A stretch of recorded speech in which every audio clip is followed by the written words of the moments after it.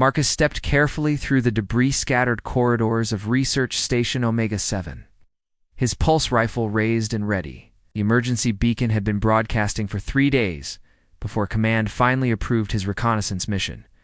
Standard protocol suggested pirates or equipment failure. But something felt different about this one. The station's artificial gravity flickered intermittently, making each step uncertain. Emergency lighting cast eerie shadows that danced across the metallic walls. Marcus had seen plenty of abandoned stations during his 5 years as a colonial marine, but none had given him this particular sense of unease. His cum crackled with static. Owl, pay 9-2 base, initial sweep complete. No signs of hostile activity. He paused at an intersection, checking his scanner for life signs. Wait, I'm detecting something in Sector C7. The reading was faint, but definitely biological. Marcus moved toward the source, his boots echoing in the empty hallways. As he rounded the final corner, he found himself facing a sealed laboratory door.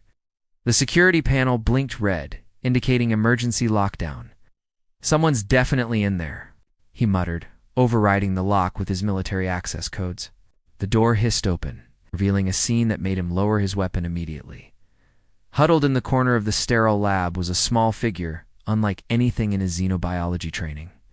She appeared to be a young female, her skin a pale blue-silver, that seemed to shimmer in the artificial light. Delicate features were framed by long, flowing hair that moved as if underwater. Most striking were her eyes, large, luminous orbs that held depths of intelligence and unmistakable fear. She was injured. Marcus could see the dark stains on her torn clothing and the way she favored her left arm. When their eyes met, she pressed herself further into the corner, making soft sounds in a language he'd never heard. Every protocol in Marcus's training screamed at him to call for backup, to follow proper first contact procedures. But looking at this frightened being, probably no older than 15 in human years, he made a choice that would change everything. "Hey there," he said softly, setting his rifle aside and raising his hands to show they were empty. "Not going to hurt you?" She tilted her head at his voice, those incredible eyes studying his face. Marcus slowly reached for his emergency medical kit, moving with deliberate care. "You're hurt. Let me help you." The girl flinched when he took a step closer, but didn't try to run. Maybe she was too weak, or maybe something in his tone convinced her of his peaceful intentions. Marcus knelt a safe distance away and opened the medical kit. "My name is Marcus," he said, pointing to himself. Then he gestured toward her with a questioning look. After a long moment, she touched her chest with a slender finger. "Naya," she whispered, her voice like wind chimes. "Naya," Marcus repeated, and was rewarded with what might have been the ghost of a smile. "Okay, Naya, let's get you patched up." As he worked on her injuries with careful hands, Marcus found himself wondering what had happened to her.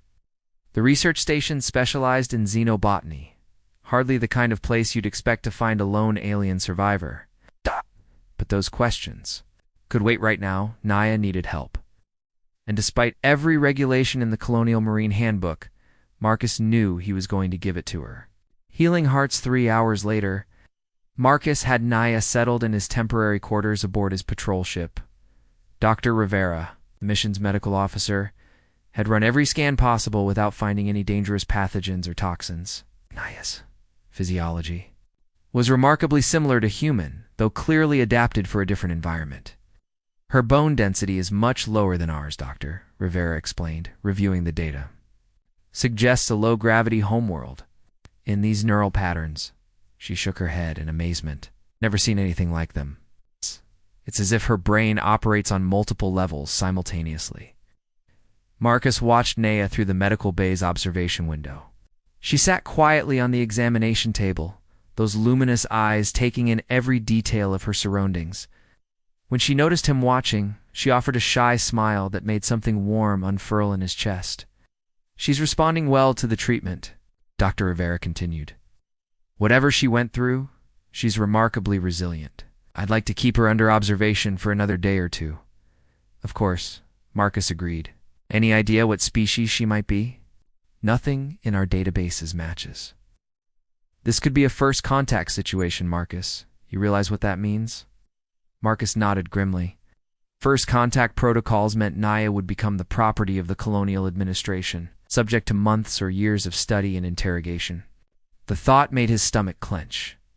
That evening, Marcus brought Naya a meal from the ship's synthesizer. She accepted the food gratefully, though she approached each bite with careful curiosity. When she encountered the fruit compote, her eyes widened with delight, and she made a sound of pure happiness that went straight to Marcus's heart. "You like that?" he asked, smiling at her reaction. Naya nodded enthusiastically, then surprised him by placing her hand over his suddenly. Marcus's mind filled with images, not his own memories, but hers. He saw a world of floating islands connected by bridges of crystallized light, where beings like Naya moved through the air as gracefully as fish through water. He felt her joy at discovering new growing things, her love for her family, her terror when the raiders came. The connection lasted only seconds, but when it ended, both of them were breathing hard.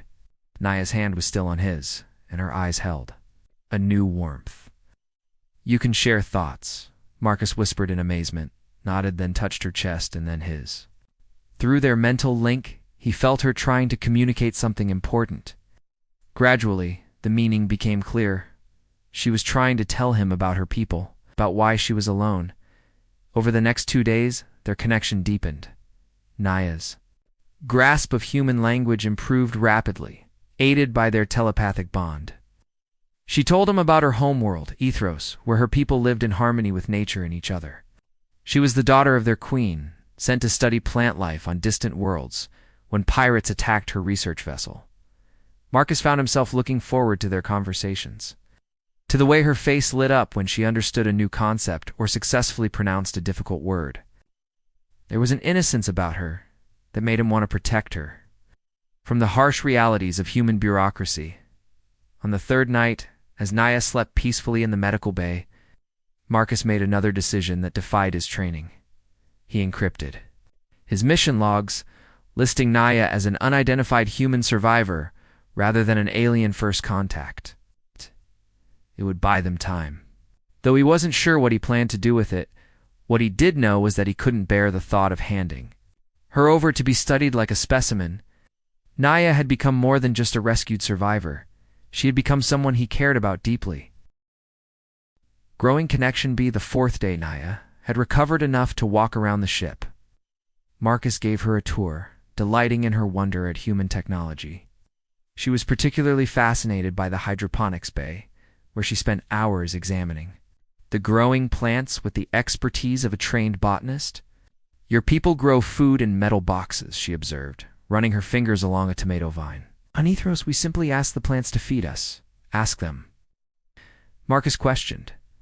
Naya placed her palm against the vine, and Marcus watched in amazement, as the plant seemed to perk up, its leaves becoming greener and more vibrant. "All living things want to help each other survive," she explained. "Sometimes they just need to be reminded." Marcus found himself spending more and more time with Naya, drawn by her unique perspective on everything from stellar navigation to human emotions. She had a way of seeing beauty in the most mundane aspects of ship life, and her presence made even routine duties feel special. One evening, as they shared dinner in the observation lounge, Naya asked him about his family. "I don't have much of it." "One," Marcus admitted. "My parents died when I was young. The military became my family, I suppose." Naya's eyes filled with sympathy. Through their mental link, she shared a memory of her own family, a warm, loving group that included not just her parents, but dozens of siblings and cousins. The queen, her mother, appeared as a figure of strength and wisdom who ruled with compassion. Rather than force, "You feel alone," Naya observed, her hand finding his across the small table. "But you are not alone now."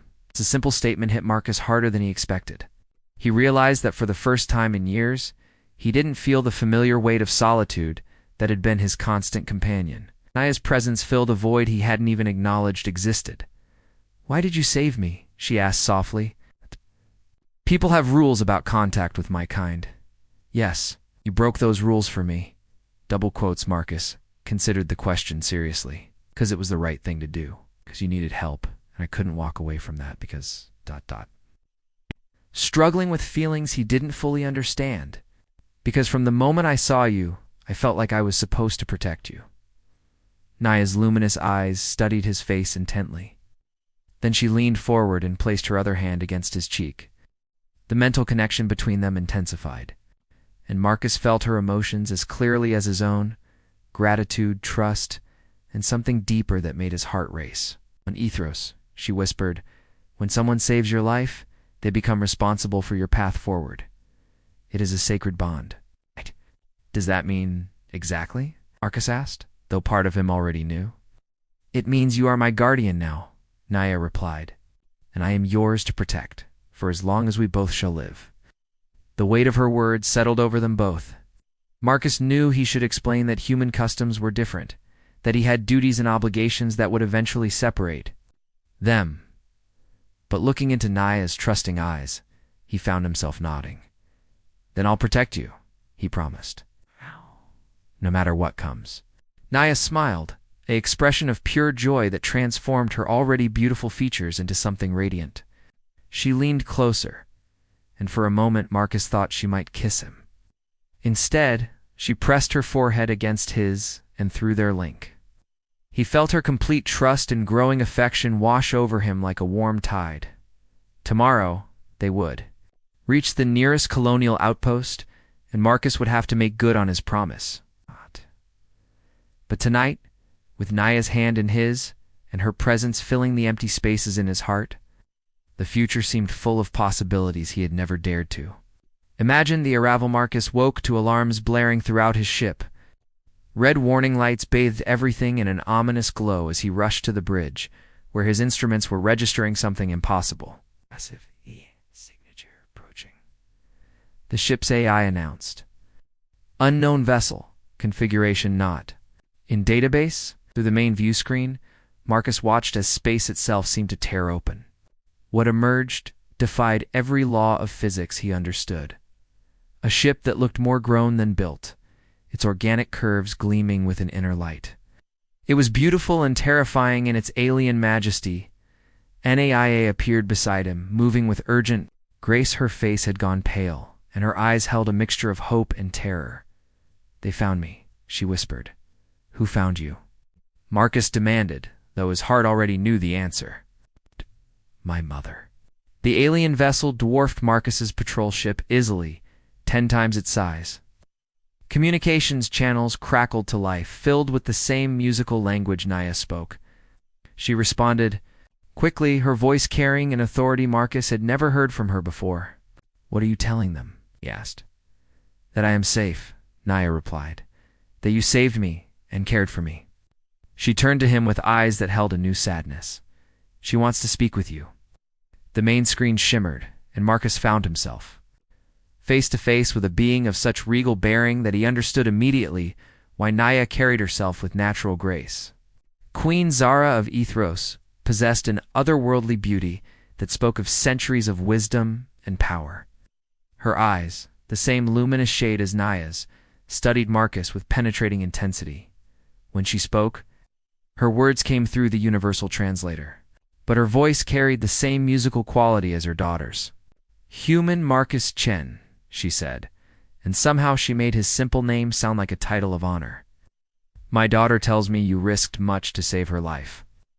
Any decent person would have done the same, Marcus replied, fighting the urge to stand. At attention, Queen Zara's lips curved in what might have been approval. She also tells me that you have formed the guardian bond with her. Do you understand what this means? Marcus glanced at Naya, who nodded encouragingly. She explained some of it to me, that I'm responsible for her well-being. It is far more than that, the queen continued. Among my people, the guardian bond is sacred, cannot be broken by distance or time. Once formed, the guardian becomes family. Family. The word hit Marcus like a physical blow. He had spent so many years believing he would always be alone. Now this incredible woman was offering him something he had never dared hope for. I don't understand, he said honestly. Queen Zara's expression softened. Naya has chosen you as her guardian, and you have accepted. In our law, this makes you my son, with all the rights and responsibilities that entails. The implications crashed. Over Marcus in waves, membership in an alien royal family, access to technology beyond human comprehension, a place in a civilization that had existed for millennia. But most importantly, it meant never having to say goodbye to Nea. "There's a choice before you," the queen continued. "You may return to your human life, and we will ensure Naya's safety. Or you may come with us, accept your new role, and become part of our family truly." Marcus looked at Naya, who was watching him with barely contained hope. Through their mental link, he felt her longing for him to stay, her fear that he would choose his old life over their bond. But there was something else in that connection. A love so pure and complete that it took his breath away. Somewhere during their time together, what had started as protectiveness had become something deeper. He loved her, and miracle of miracles, she loved him too. "What about my obligations here?" he asked. "My duty to the colonial marines?" "Queen." Zara's smile became almost maternal. "We have ways of ensuring your superiors understand that you died heroically in the line of duty. You would be free to start anew." Marcus felt as though he stood at the edge of a vast precipice. Below lay everything familiar and safe, while before him stretched an unknown future filled with wonders beyond imagination. He looked at Naya again, at her beautiful, hopeful face, and knew there was really only one choice he could make. "When do we leave?" he asked. The transition from Marcus's small patrol ship to the ethereal vessel felt like stepping into a living dream. The corridors pulsed gently with bioluminescent patterns, and the air itself seemed to hum with barely contained energy. Aya walked beside him, her hand clasped in his, radiating joy through their mental connection. Queen Zara met them at the airlocks, flanked by tall, elegant beings who Marcus realized must be the royal guard. But there was nothing threatening about their presence. Instead, they regarded him with curiosity and what seemed like approval. "Welcome to the Starweaver," the queen said, gesturing to encompass the magnificent ship around them. "She has been our home among the stars for over 3 centuries. As they walked through chambers that defied human understanding of space and architecture, Marcus found himself overwhelmed by the beauty of everything he saw. Gardens grew in impossible configurations, their plants reaching toward light sources that seemed to shift and dance. Chambers opened into other chambers in ways that suggested the ship existed in more dimensions than the standard 3. "How is this possible?" he asked Naya in wonder. "We grow our ships rather than build them," she explained. "The Starweaver is as alive as any of us. She takes care of us, and we take care of her." They were given quarters that took Marcus's breath. Away a suite of rooms that opened onto what appeared to be a private garden, complete with a stream that bubbled up from crystalline formations. The bedroom featured a bed that seemed to be carved from a single mass of pearl, its surface somehow perfectly comfortable. "These will be your chambers," Queen Zara announced. "Yours and Naya's. Once you have undergone the bonding ceremony." Marcus felt heat rise in his cheeks. "Ceremony?" Naya stepped closer to him, her eyes dancing with mischief. "Among my people, the guardian bond is sealed through a ritual that unites 2 souls completely. It is—" She paused, searching for words, like, "your human marriage, but deeper." The implications hit Marcus like a meteor strike. Marriage to Naya. The idea should have terrified him. He barely knew her, and she was from a completely different species. But instead, he felt a rightness settle in his bones. This was what he had been searching for his entire life without knowing it. "If you are willing," Queen Zara added gently, "the choice is always yours to make." Marcus looked at Naya, really looked at her. She was beautiful beyond human comprehension, intelligent, kind, and she loved him with a purity that humbled him. More than that, she saw something in him worth saving, worth keeping. "Yes," he said simply, "I'm willing." The bonding ceremony took place in the ship's heart, a vast chamber where the walls themselves seemed to be alive and aware. Naya appeared, in robes that shimmered like captured starlight, her hair adorned with flowers that glowed softly in the chamber's ethereal light. The ritual itself was unlike anything in human experience. Marcus and Naya stood facing each other while Queen Zara spoke words in the ancient language of Ethros. Then Naya placed her hands on Marcus's temples, and their mental connection expanded until he could no longer tell where his thoughts ended, and hers began in that moment of perfect union. Marcus felt not just Naya's love, but her mother's acceptance, the approval of the assembled court, and something even greater, a sense of belonging that he had never experienced. He was no longer Marcus Chen, alone in the universe. He was part of something vast and wonderful and eternal. When the ceremony concluded, Naya kissed him for the first time, and Marcus felt like he was drowning in starlight. Their love was real, powerful, and completely their own. Later, as they stood together on the observation deck watching the stars stream past, Naya leaned against his side with a contentment that radiated through their bond. "Do you regret it?" she asked softly, "leaving your old life behind?" Marcus considered the question seriously. Somewhere far away, his former commanders would receive reports of his heroic death in the line of duty. His few possessions would be catalogued and stored. In time, he would be just another name on a memorial wall. But here, in Naya's arms, surrounded by a family he had never expected to find, Marcus felt more alive than he ever had as a human. "No regrets," he said firmly. "This is where I belong." Naya smiled and settled more comfortably against him. Through their bond, he felt her complete happiness, her love, and her certainty that they would face whatever came next together. As the Star Weaver carried them toward Ethros and the beginning of their new life together, Marcus finally understood what it meant to be truly home.